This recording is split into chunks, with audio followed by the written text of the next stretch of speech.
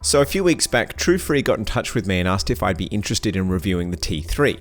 This is a budget Bluetooth pair of earbuds with some neat features, but what caught my attention was the game mode.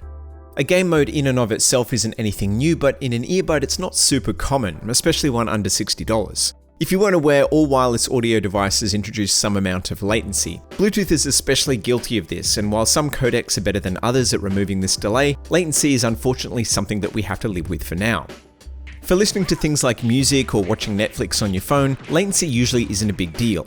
Lots of apps will compensate for audio lag by adding a delay to the image so that the audio syncs up properly. It's a different story for gaming though, where it's not possible to sync the visuals and audio in the same way because the visuals need to happen in real time. Long story short, the T3's gaming mode, which claims as little as 40 milliseconds of latency, should provide a better experience for gaming than something like the AirPods, which the T3 clearly draws inspiration from. Okay, so before we go on any further, I think we should talk about device compatibility. Before you get too excited and run out to buy these for all your gaming needs, you should know that the T3 isn't a gaming earbud. This is a regular earbud with a game mode. What this means is that although it has a low latency signal required for gaming, it won't connect to your Switch or your PlayStation or your Xbox. If you want something to use with those systems, you'll need to look into dedicated gaming earbuds like the JBL TWS, which I reviewed a couple of months back. The T3 will connect to loads of other Bluetooth devices though, like your PC, Mac, tablet, and smartphone. Alright, let's quickly round up the specs. The T3 weighs 38 grams in total, that's including the case. Individually, the earbuds weigh 3.5 grams each.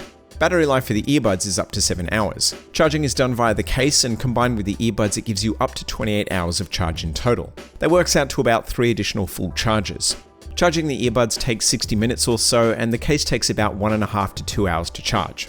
They use Bluetooth 5.3 and support both AAC and SBC codecs. It has AI noise cancelling for the microphone too.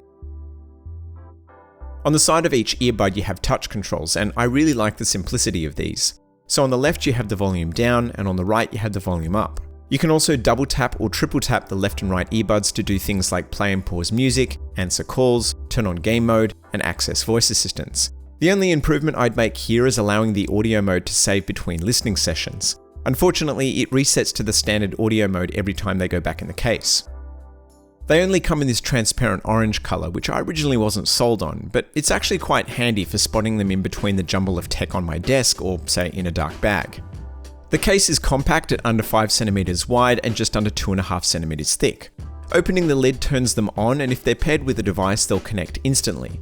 There's a tiny light on the front of the case that indicates when it's charging. The earbuds also have lights that indicate when they're charging and also when they're connected.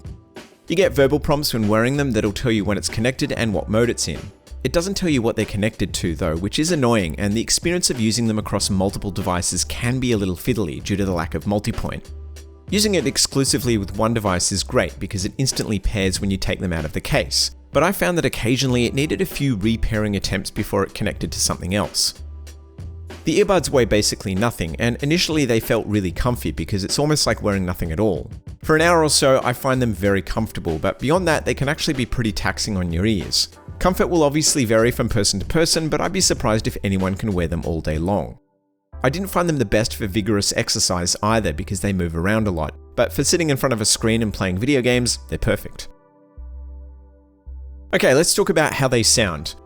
Overall, I think they're fine. The highs are okay, but the bass is a bit muffled and flat sounding when compared to the Sennheiser IE200s that I use to benchmark. And I realize this is a completely unfair comparison, but the IE200 is very neutral and provides a good baseline for comparison when talking about audio. For gaming, you get a clear separation of the lows and highs, allowing you to hear other players in competitive games without sacrificing overall sound quality. For music, the low end is a bit muddy for my liking. It's fine for electronic stuff like the D&B I normally listen to, but it sounds pretty flat for music with a focus on vocals. Unfortunately, there's no companion app, which means that if you want to adjust the levels, you'll need to do that on your connected device, providing your device lets you do that. Now, I don't think the sound quality is a big deal. I think for the average non-audiophile, they sound perfectly fine. The T3 isn't trying to deliver the best audio experience. This is clearly an attempt at a solid entry-level wireless earbud.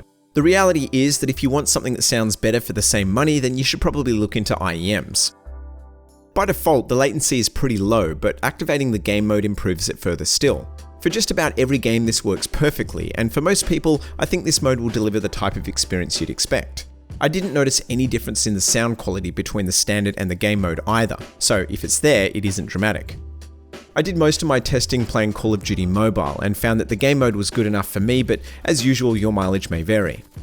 For fighting games, however, 40 milliseconds is still too laggy for serious players, and if that's you, you're going to want a proper gaming earbud or something wired. This is probably a pretty small percentage of players though, but hey, shout out to any hardcore FGC mobile players. This is what the mic sounds like. It's not spectacular, but it's fine for things like talking on the phone, Google Meets, or Discord. It has AI noise cancelling to help cut out background noise, and again, while not industry leading, it will reduce interference from things like a fan or outdoor sounds like the wind. At around $50 Australian, these represent great value, and at the discounted price of $30, which is what they cost at the time of making this video, I think they're a fucking steal.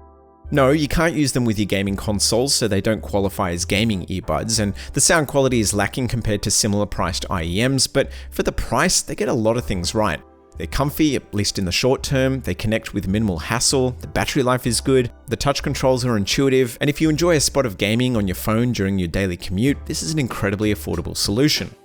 The bottom line is that the T3 handily outperforms its price, and if your budget is limited, or you just need an extra pair of wireless earbuds for yourself or maybe the kids, this is an easy recommendation.